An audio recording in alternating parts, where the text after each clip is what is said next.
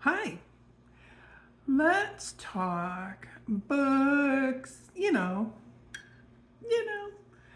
Wait till you see this. Oh, first thing I always think about, mm, this is my evening cup of protein coffee. It's so good. All right, so for those of you who don't know me, I used to be a voracious reader. Loved reading. I did mostly fiction.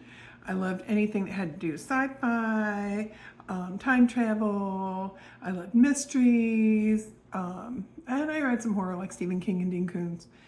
And then I went to grad school. Like, not the only one I know out of my entire cohort, but that's like this. But like after I went to grad school, I was not able to pick up a book that was fiction anymore. Weird, I know. I don't know what happened. Like a switch flipped or something. Like I said, everybody else I know, I went to school with they read whatever. In fact, one of my friends at work, she reads like she's so impressive. Like she'll post how many books she's read and what she's read, and I'll ask her about books, and she'll be like, "Oh, this one," da, da, da, da, da, and she gives excellent reviews.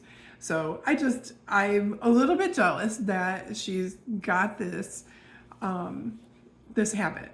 So it's a very good habit to be in my opinion.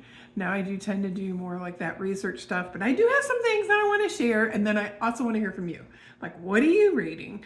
So again, remember that I'm not very fun with my books.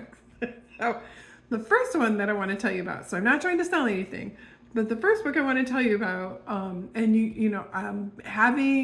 there has been discussion that potentially I could have Ehlers-Danlos syndrome.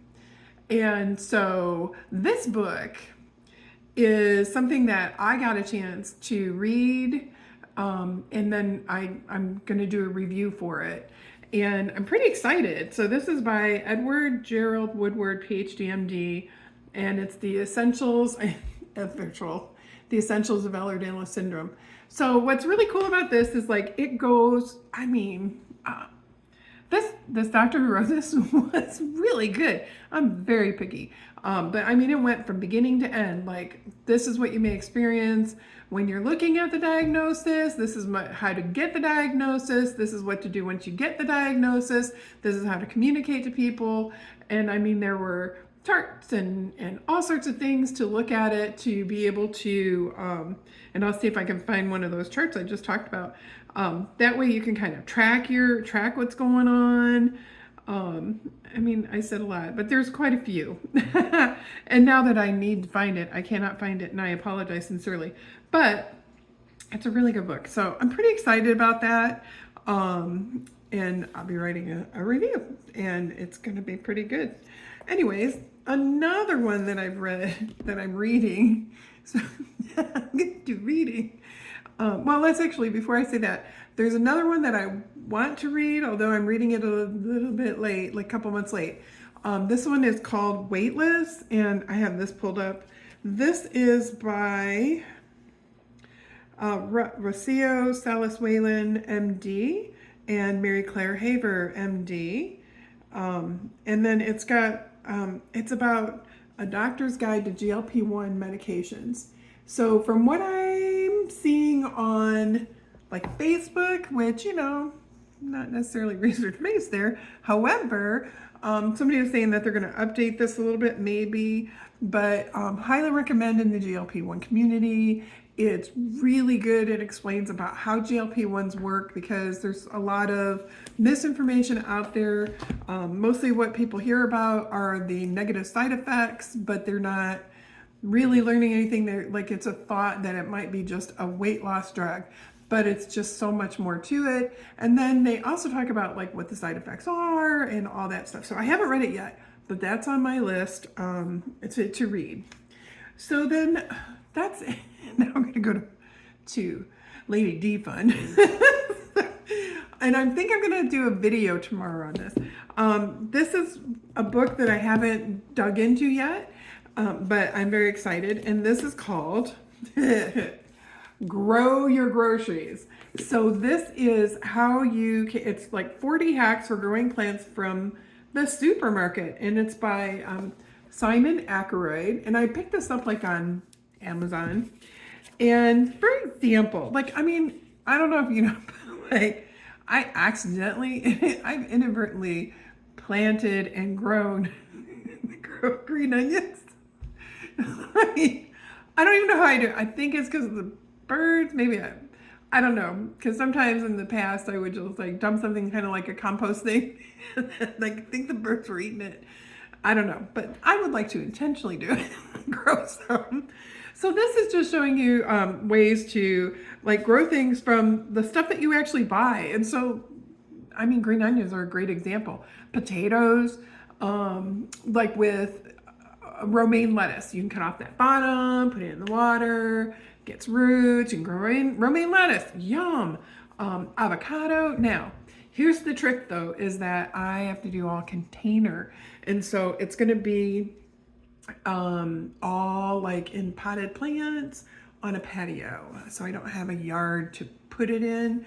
I do have I have a really good thing that I got on, I was on a group Elfster thing, and I got this really cool tomato plant. So I'm good to go with that. I have potato bags, so like they're big canvas bags, and then they open on the side, and so you can plant the potatoes and the roots grow, and they grow underneath the dirt and everything, and then you open the window and you can dig your potatoes out from there. Oh, how cool is that? There's so many neat things now. So I'd really like to, which I don't have the seeds for, but I do have cucumbers. So I guess I do have the seeds. That's the whole purpose of this. Is I would love to do cucumbers. And I haven't figured out what yet. So at the very least, I want to have some kind of lettuce, cucumbers, tomatoes, green onion. And then I'd like to do some just basic herbs. And so like this book has like mint from cuttings, chili or bell pepper from seed, garlic from a clove, lemongrass from a stem, ginger from roots. I would like to do ginger. So I don't really eat with a lot of ginger, but ginger has so many, at least as far as I've seen, or read or heard, is that they have a lot of healthy qualities, including like inflammation and stuff. And so like just using ginger actually helps as well. And then cilantro. So I would like to also grow like some basil or something. I don't know. I haven't figured it out yet because the world is wide. It's my oyster. That I'm not growing. Okay. So anyway, so this is kind of cool. And then I thought, okay, so I'm kind of giving you like the books to read and then a book to reference. Yes. I also have a million cookbooks. I love cooking. But I also have, so I get this, it's called Calm. It's a subscription box. Hang on. So it's a subscription box. And so this box that I recently got was really cool. So this is called Wonder, Little Moments of a Scratch-Off Journey. So you begin here. So within these pages lie small revelations waiting to emerge. Each silver veil you lift reveals a moment designed to shift your day ever so slightly toward wonder. There's no wrong way to explore. Scratch one discovery a day or several at once. Let your intuition guide you. So we're going to reveal our first moment. I already did one, but this will be our first moment together as a team. So I've got my little nickel and I'm scratching away and it's going slow, but we're getting it. Okay, so I'm going to assume that this is going to be positive and affirming, just like our channel. Almost there, guys. Okay, it looks like, anybody see Christmas Story, you know, when he's doing the ring decoder? Okay, it says, you're exactly where you need to be. I really hope that's right, because I love this channel. I love what with Madam C and I have been able to try and get going. I love being with her, like, you know, doing this channel with her. And I love being able to reach out to people. So I hope that this is true. Anyways, so there's like all sorts of them that you can do. The one that I had done previously, which was on the right day. Like literally it was the day that I needed to hear it. It said the universe has been waiting for this exact moment with you in it. How cool is that? Anyways, so I love this. And then lastly, which Madam C is like the bomb with this. Like she's so good at this. She is so good at journaling. And then even being able to like go back to it and realize things from it. My brain doesn't work quite like that, but I would like to start doing that. So this is, it's called the Solstice Journal, a reflection. And it's kind of cool. So I think I want to start doing this. Now, I'm going to be honest, when I was younger, I was engaged to a man and I had a journal. And this man, not only did he, this is awful.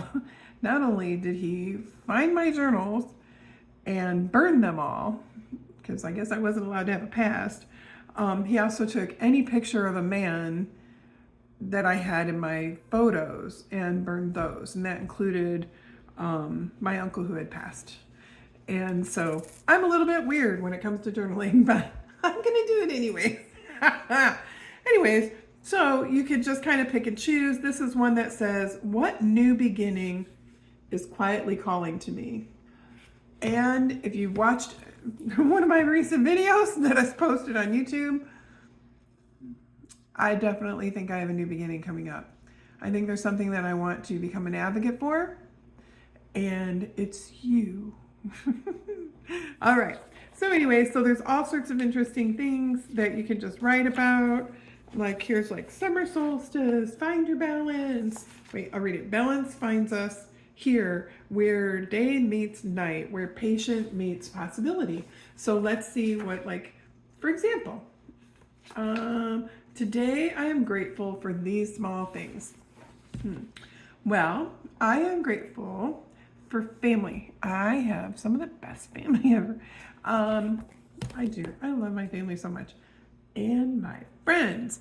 I am so blessed. Like, God has given me the most incredible people throughout my life to have as friends and family. How cool is that? I'm also grateful for this channel because it's kind of given me like an outlet, but yet also a way to be vulnerable, which I hope I never regret, but like a way to be vulnerable and share my experience in the hopes that this will help someone. Excuse me. Forever this cough. And so, I don't know. That's really about it. If you have anything, I mean, there's some other books that like they're on my list of things to do. Like, there's one that's, I believe it's called A Man Who Thought His Wife Was a Hat. I really like books about neurodiversity. So, yeah. I don't know about, yeah. Anyway, so what do you read? What do you do? Do you like it? Do you journal? Like, what is your thing? What's another way for you to outlet? Oh, I like to color, like adult coloring books. I like that. So like, if for Carl Jung, like or whatever, he does, like he talks about mandalas. And like, so coloring mandalas, it's actually therapeutic and it's wonderful. And so I do love to color mandalas with coloring pencils. It's just very calming. I do have in my profession, excuse me, I have, I can't show you because it's a book about cussing. So nope, I won't share that one. But it's kind of cool to color. Anyways, all right, that's it. Love to hear from you. Love you guys. Have an amazing day. Bye.